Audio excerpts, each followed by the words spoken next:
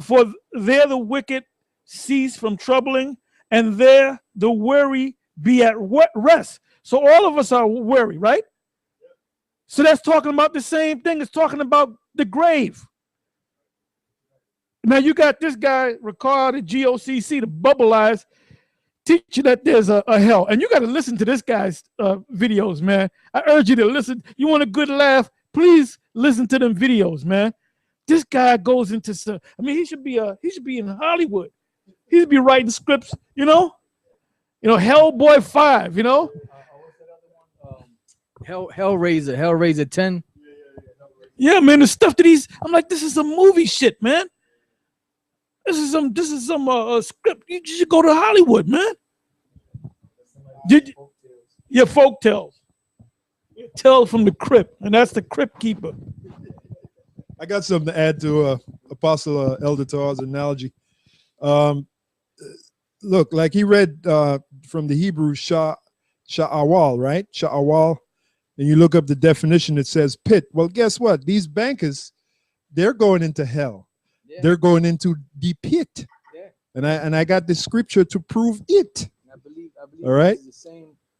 Yes, the Rothschilds and the Rockefellers, the high ones of the planet Earth, they're going into hell. This is the book of Isaiah 24, and we're salivating for that day. You know, the hell with these average crackers, man. We want these put their nose up in the air crackers. That's the real prize right there.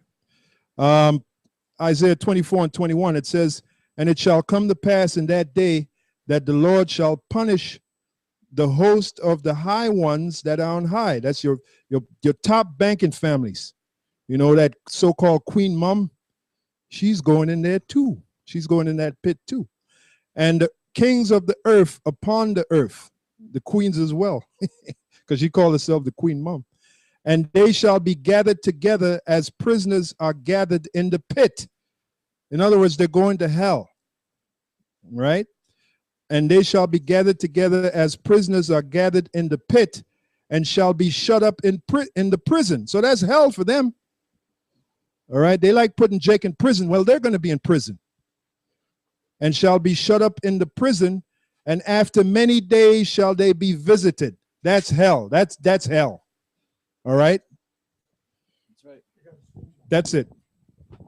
This is Psalms 9:17. It says, the wicked shall be turned into hell, and all the nations that forget the Most High. So what is that talking about? That means they're gonna be destroyed. Their system is going to be destroyed, metaphorically, all right? And they're going to be destroyed. They're going to die. And they're going to come back. They're going to serve slavery. They're going to die. They're going to come back. They're going to serve slavery. That's what it's talking about. I got one more to back up what I just read in Isaiah 24. Now, this is the parable Yahushua taught. You've heard the parable, brothers, the parable of the rich man and the poor man, okay? Now, the rich man represents the bankers today, all right? I'll just go right to the point. And in hell, metaphorically, right? Because it's a parable. That's right. Because we just read the word hell in the Hebrew shawa'al, which means pit. Now it tells you when the bankers are thrown in the pit, after many days they shall be visited. So if this is a place where there's all fire, why would you go and visit them then? It's a condition, man. All right. And this is the same thing said in the parable with the rich man and Lazarus. And in hell, this is when the rich man goes into hell. This is when he goes into his punishment, into the pit that I just read in Isaiah. And in hell, he lift up his eyes, being in torments, and seeth Abraham afar off and Lazarus in his bosom. And he cried, this is when we're being comforted. Lazarus represents us. We're going to be comforted, while these bankers that put hell on us, they're going to be discomforted. They're going to be in hell. And he cried and said, Father Abraham, have mercy on me, and send Lazarus that he may dip the tip of his finger in water and cool my tongue, for I am tormented in this flame. And that's that slavery. You know what links up with that? Psalms, the book of Psalms 149. to bind their kings with chains and their nobles with fetters of iron. That's the flame they're going to be tormented with. All right. But Abraham said, son, remember. Oh, wait a minute. Abraham and the, Abraham and the rich man is talking. I thought he was in hell burning up. Why is Abraham there? Why is Abraham talking to him? Because it's a condition, man. All right. But Abraham said, son, son, remember that thou in thy lifetime receivest thy good things, which is what they're getting now. That's why, yeah, the goodies. That's why. Sumptuously every day. That's right. That's why Elon Rothschild always has a smile from ear to ear. Yep. All right. Because he got money. Because he got the whole world in his hands. Got money. He creates money. Yeah. What's the power of more power than having money? Creating money. Yeah. All right. Exactly, man. I'll finish reading. It says, but Abraham said, son, remember that thou in thy lifetime, which is right now, receivest thy good things, and likewise Lazarus evil things, the curses. Deuteronomy, the 28th chapter, the 15th to the 68th verse. Yep. Those are the evil things we're getting now. And Esau getting the goodies. The enemy shall lend to thee, thou shalt not be able to lend to them. And all that comes with it, bro. But now he is comforted, and thou art tormented. All right, that puts there it is, man. You got it, brother. I just wanted to say this real quick on the word Gehenna, which we read earlier. Now the word Gehenna goes back, General Gehenna, or the word Gehenna goes back to the Hebrew word Hawa'ah, Hanam, which is the valley of Hinnom. Now I looked up the word Hanam. The word Hanam simply means lamentation. No, because that's the future judgment, which is lamentation, which is, which is fitting. The Lord also called it the valley of slaughter. Now I have here in the Zondervan's Compact Bible Dictionary, I looked up the word Gehenna, valley of Hinnom, a valley on the west and southwest of Jerusalem, which forward part of the border between Judah and Benjamin. And it gives you scriptures. Manasseh sacrificed their sons to Molech. For this reason, Josiah defiled the places after referring to their idolatrous barbarities. Jeremiah prophesied a great slaughter of the people there and in the siege of Jerusalem. That's what it meant. That was going to be their burying place, their place of judgment, right? It says after the Old Testament period, Jewish apocalyptic writers began to call the valley of Hinnom the entrance to hell. Later, hell itself. So pretty much that was a gimmick. It was something that was set up to put fear in the people. Because once they told the people that there was a place they were going to go, what was the thing that they would do? What should I do, Father? Or say 3 Hail Marys, say this, say that. Your penance is going to be such and such. So you got to pay. Don't go to hell. So they don't go to hell. You got to pay such and such. And they're continuing that thing on all the way until today. Yeah, I got a precept, Deuteronomy, the 30th chapter, the 7th verse. It says, and the Lord thy power will put all these curses, that's our hell, upon thine enemies, and on them that hate thee, which persecuted thee. All right? So they're getting ready to go into hell. Oh, another scripture that links up with is Lamentations. What is that? Lamentations, the 4th chapter? All right, 4:21. Lamentations 4:21. Rejoice and be glad, O daughter of Edom. And that begins with the bankers, those top banking families. Like I said, the Queen Mom, the Rothschilds, the Rockefellers, the DuPonts, the Gettys, the families you don't even hear about because they're above the law. Rejoice and be glad, O daughter of Edom, that dwellest in the land of Uz. The rich men. Right, the rich men. The cup also shall pass through unto thee. What is the cup? Slavery, the curses, hell. All right, the cup of hell. Oh, wait a minute. King David said the pains of hell got hold of me. Yeah, that means he was down in some place. He was burning up. He said that while he was alive. Yeah. He was talking about his enemies. He had all them enemies coming up against him. And he said this is hell, fighting these enemies because he was close to death. That's all it meant. See, you guys don't know the scriptures, man. That's why Zabak is talking about the mark of the beast is John 3:16. He's waxing worse and worse. Only one direction. A guy that don't know the scriptures, only the one direction he can go. It's worse and worse. He ain't gonna get better.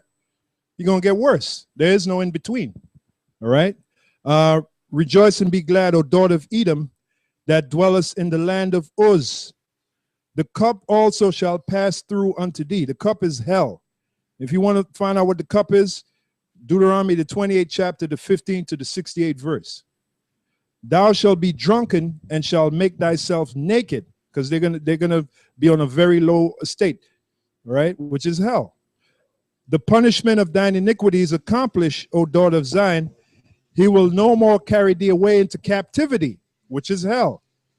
He will visit thine iniquity, O daughter of Edom. He will discover thy sins. So they're going into captivity, which is hell. Hold on. Hey, somebody. Tahar is Edomite. It's supposed to be Tahar is an Edomite, you dummy. It says you don't know the scripture.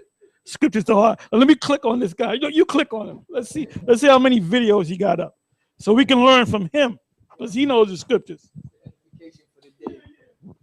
Nothing. Look, this channel doesn't have any content. Yeah, they create that to get attention. So you know what I'm gonna do to this nigga? Watch what I'm gonna do to you. Yeah. He's gonna get squashed like the pinche bug that he is. You get the gavel. He's gonna get the hammer of the gods, bro. Kashang. Yeah, that's spiritual. Well, he already knows his future. He already knows his future. He just don't know how he gonna get it. Damn dummies. Somebody put through. You're gonna get the mallet, my man. That's right. You're gonna get squashed at the pinche bug you are. The Wapo Zappo. That's what you're gonna get. Yeah, and you know what? This whole thing with hell, if you would stop, you know, first of all, you have to be part of the elect, but if you would stop and look up certain words, you will get the understanding of what it means. Yeah, that's true. What my man Twin Fam said. A lot of pussy ass niggas that are scary but got balls on the internet. If that ain't the truth, man. Yeah, those are keyboard warriors. Yeah, tough guys, know? internet tough guys. Yep. You got it, brother. Yeah, you know, like I was saying, pretty much, if you look up the word certain words, you'll see that what the word really means, and you'll be able to put it into the proper context. You know? Yeah, man. So pretty much that's all you have to do, and see these stories have been taught over and over and over again, so people buy it because that's something that's been taught for ages. Just like the name Yahweh. The name Yahweh has been taught for ages, so people just accept it. But the people that came up with the name Yahweh, the two people that came up with the name, Clement and Theodoret, neither one of them spoke Hebrew. I got one more for you. This is something King David said. The book of Psalms 16 and 10. It says, "For thou wilt not leave my soul." Oh, you know what those are? Those are what you call it, those fallouts from the LA camp. That's what those are. Oh, those clowns. That's who those are, yeah. Oh, okay. Psalm 16 and 10. "For thou wilt not leave my soul in hell, neither wilt thou suffer thine Holy One to see corruption." So that shows you right there, hell is corruption. That's it. He said, "Will not." Now that's us, because right now we're in hell. But beginning with the elect, the Lord is not going to suffer us to remain in hell. He's going, Yahweh Shai is going to deliver us out of hell, because we're in hell right. Yeah, we're in hell right now. Okay. Psalm 16 and 10. "For thou wilt not leave my soul in hell, neither will thou suffer thine Holy One to see corruption. Thou wilt show me the path of life." Isn't that what we're getting, brothers? We're getting the path of life, which is this knowledge. "In thy presence in fullness of joy. At thy right hand there's pleasures evermore." And we're getting ready to know those pleasures. All right? 16 and 10. Con. There's two precepts to it, right? One is Psalms 49, and then this was King David talking about Yahweh Shai. The fulfillment came through Yahweh Shai. It says Psalms 49:15, right? It says, but the Most High will redeem my soul from the power of the grave. Now let me click on the word. Let me click on the word power of the grave, right? All right, it says, but the Most High will redeem or buy back my soul from the power of the grave. Now, what's the word? H7585, Sha'awal, which is hell, the pit.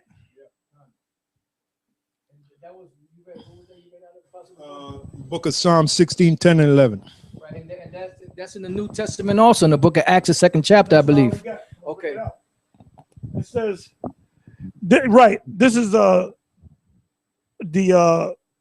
is in Acts. This is repeating what King David said, which is the fulfillment, which was fulfilled when Yahweh Shah came on the scene, died, and rose back up. It says Acts 2:26. It says, therefore did my heart rejoice, and my tongue was glad. Moreover, also my flesh shall rest in hope, because thou wilt not leave my soul in hell. Now the word here, when I click on it in the New Testament, goes back, take you back to the Greek. The word there is Hades, which is a G86, right?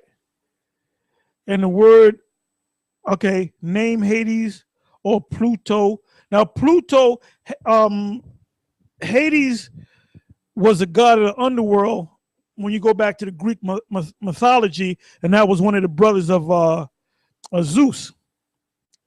And in Rome, he was called Pluto, which was a god of the underworld, but that was the Roman equivalent of Hades. So it says, name Hades or Pluto, the god of the lower regions, Orcus, the netherworld, the realm of the dead. What is the dead? When somebody dies, you put him in the grave. A later use of this word, the grave, death, and hell. And what does the word hell mean? It means the grave. That's all it means. And I bet you that clown, Dr. James White, teaches that there's a hell. That dummy. Yeah, the scriptures that both Apostle Tar and Apostle Gabar. I know Low Cab Cologne teaches that. You're a baby in this truth, man. And well, you're not even in the truth. You're just a lost soul. Now, both of those scriptures that the apostles read, it said that was dealing with Yahweh Shai, being in Hades, and not seeing corruption, right? This is Matthew 12:38. Then certain of the scribes and of the Pharisees answered, saying, Master, we would see a sign from thee. But he answered and said unto them, an evil and adulterous generation seeketh after a sign, and there shall no sign be given to it, but the sign of the prophet Jonas, right? For as Jonas was 3 days and 3 nights in the whale's belly, so shall the Son of Man be 3 days and 3 nights in the heart of the earth. Hey, that was hell for Jonah, man. That whale's belly. Well, he said that he was in hell. Get that in Job and Jonah. Now somebody said, I'm sorry. Somebody said, this is Isaiah Rabban Yahawada. It says, so is a pit just what we are buried in, or is it the pit? Is it the pit a condition? Metaphorically, it is. That's why King David said that hell is compassing me about, because he was close to death. He was fighting. He could have got his head chopped off or shot by an arrow. So he referred to that as hell. He was close to death, So you got to explain it right. You have to say the word hell in the Hebrew. When you go back into the Old Testament, is sha'awal, which means the grave. When somebody dies, you put him in a grave or you put him in a sepulcher. Yahweh Shah was put in a sepulcher. So he was put he wasn't put underground. He was put inside of a mountain, which is a sepulcher, which they call mausoleums today. I need Barack to jump up and say, can't you get it? You can't get it. That's the clown that says Barack Obama is going to take the elections are going to be This man that he gonna be the president again, then he gonna be the devil that the Bible speaks of.